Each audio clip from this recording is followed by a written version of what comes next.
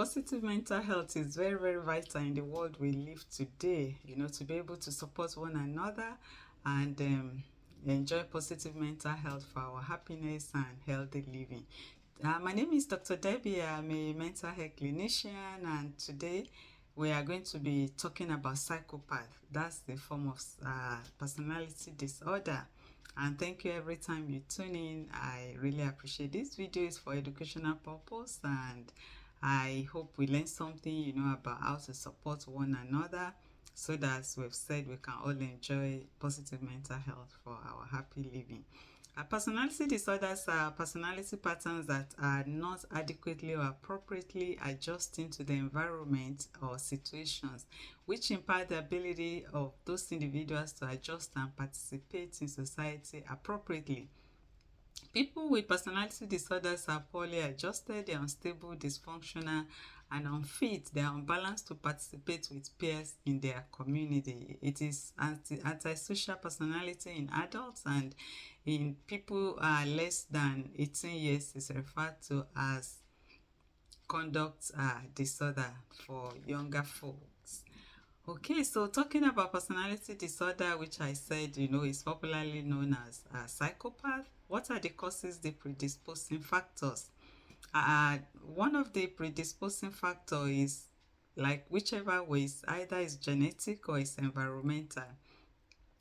We talk about the environmental first, the adverse environmental events and adverse childhood experiences like child abuse and child neglect, every form of child abuse, sexually, emotionally, physically, and all around, any form of them could make a child, to become a psychopath or develop personality disorder. People that have been exposed to dysfunctional and antisocial behaviors in their environment, they grow up, and it's easy, for children that live in such environments, to observe and learn behavior from other people that are psychopaths in that environment.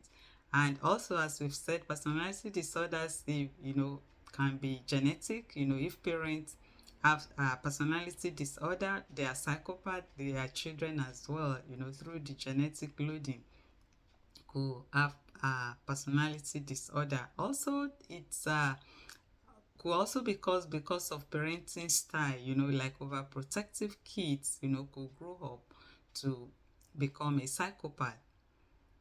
And then it's inborn, like we said, biologically, that is based on personality traits, on temperament. And because of this, if people are not able to seek treatment, which is one of the reasons, for education on this channel, people turn to substances and alcohol, to just self-medicate, because they are unable to, their reality is not meeting their expectations. And at times, it takes some stressful and negative events, for the symptoms to fully appear. People could have personality disorder, and it may not really, be obvious until when they go through some failures in their life, like, losing job, bankruptcy, breakup, or divorce. So when people are failing in life, it can become, pronounced and very obvious that, these people are psychopaths. And that's the example we can see recently in the incident that happened in Brown State University and MIT and in Ohio couple shooter. Could be example of a psychopath personality disorder, because they were failing in that aspect of their life. The other one, that went to the university where they've gone through their study, and then even after the university, they still went after their colleague in their country, in their home country, that they are both in the United States, to attack that individual. And the same thing for the couple that they've been married and divorced over almost 7 years and still went after, because they see themselves, failing in that aspect, meaning up, and then they are always like, they don't have feelings for the other person. They feel defeated, and they want to go after, such an individual. Like we said, that they are unfit, the dysfunctional kind of personality traits and pattern. And then, like in this form, we're going to be talking, about different divisions, of personality disorder. And one of them is the psychopath, I've said, being a narcissistic personality, an individual. They are very disruptive, they are aggressive, they are confrontational, and they don't have any empathy, for the feelings or needs of people. And unfortunately, they are likely, it's very unlikely for them to seek treatment. And that's also why, if we see all those traits in anyone, we could gently direct them to seek help, because it's help, to have a good outcome without risking their own life and the life of other people. What are the occurrence, the incident prevalence of personality disorder? Is more common in males, antisocial narcissistic personality disorder. And for the females, they have the borderline and the histrionic personality disorder. That is a dependent kind of personality that they cling, to people and all that. So for the females, most of the time, it's only impacting, their own life.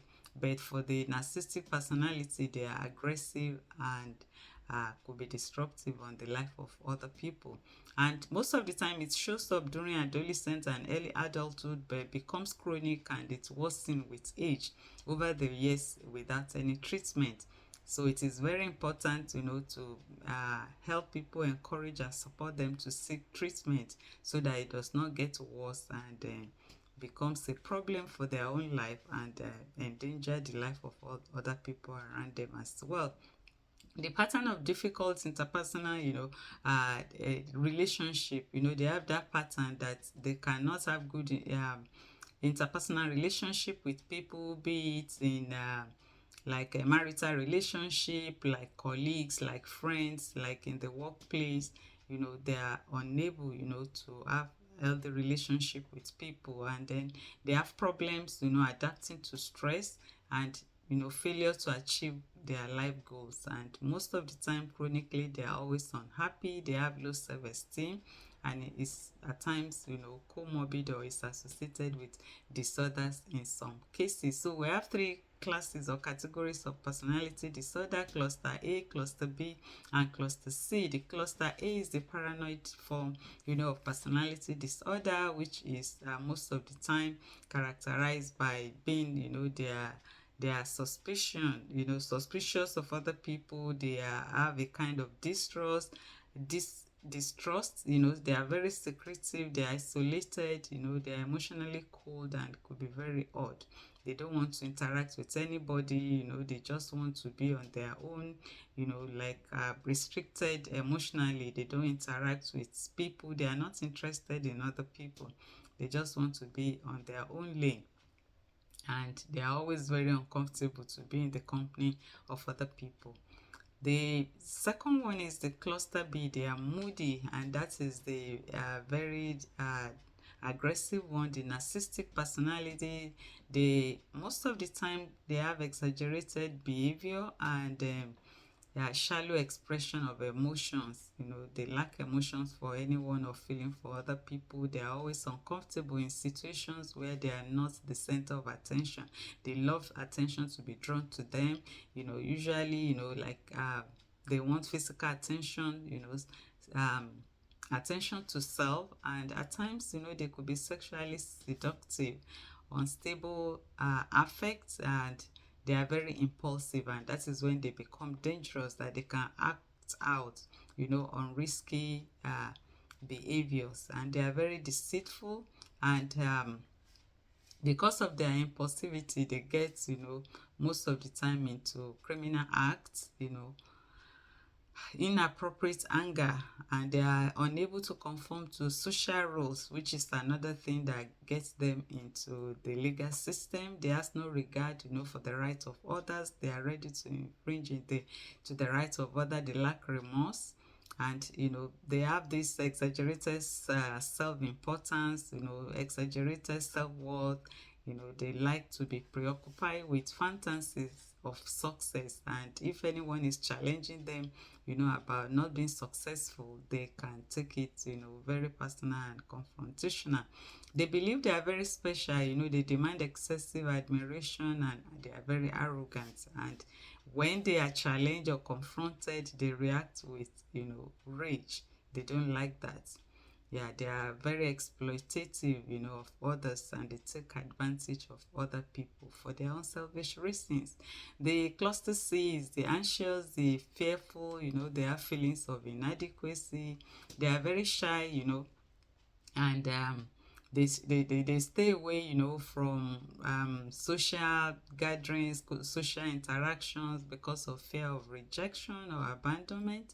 You know, they are very submissive, you know, to people that are around them, people that are in relationship with them. They have this kind of clinging behavior, you know. They worry about everything, you know, because they don't want to be rejected, they don't want to be abandoned, they feel helpless, and they avoid disagreements, you know, with other people. They are just people pleaser, you know. Even within them, you know, they may be suffering, you know, that it is something that they will have said no for, but because of the fear of rejection, they will always please people and say yes. And they are always in abusive relationship, and unfortunately, if they meet, you know, like narcissistic personality, it really makes life unbearable, intolerable, and very terrific for them. And for the treatment of any form of this personality disorder is psychotherapy. There are different framework, different modality of personality that can be used: psychodynamic, cognitive behavioral therapy. And these treatments, you know, help to improve life and relationship with other people, you know, with these people that have antisocial personality, and people in relationship, especially with narcissistic. They need to stay calm, they need to set healthy boundaries, you know, because we say that they like to be confrontational, and they don't care about the feeling of other people. And then they needed to be communicated, you know, to like set a boundary, what you are willing to tolerate and what you are not. Because if you don't protect yourself, you know, they can easily gaslight people. So it's important, people that are in relationship with them, maybe friend, maybe my any kind of relationship, you know, to set a healthy boundary to protect your health and your well-being, especially, you know, when they are angry, when they are lashing out, and when they become impulsive. And you take your mental health, you know, very, very important, and your emotions as well. And you know, you have to be very careful and don't ignore the warning signs when you see that they are becoming aggressive, they are becoming impulsive. Yeah, because like it kind of affects a part of their brain, that, you know, the impulsivity, and they can do the unthinkable within a very short space of time. So when in danger, please call 911 for your own safety and safety of other people, to protect your life and life of other people. I hope you learned something. So this is just to bring for educational purpose, to bring awareness to people that, you know, people with antisocial personality, people that are narcissistic, people that are psychopath. They can be very impulsive, and when they seek treatment, you know, it could turn out, you know, better, you know, with a good outcome. And that's why we're doing this educational video, you know, for our awareness. And I want you to share in the comment section your experiences, you know, of people with narcissistic personality that you've encountered, people with antisocial behavior that you've encountered. What are your experiences? What are your recommendations or your advice, you know, for people, so that we all learn together? I hope you learned something. My name is Dr. Debbie, and until my next video, stay safe and be good. Bye.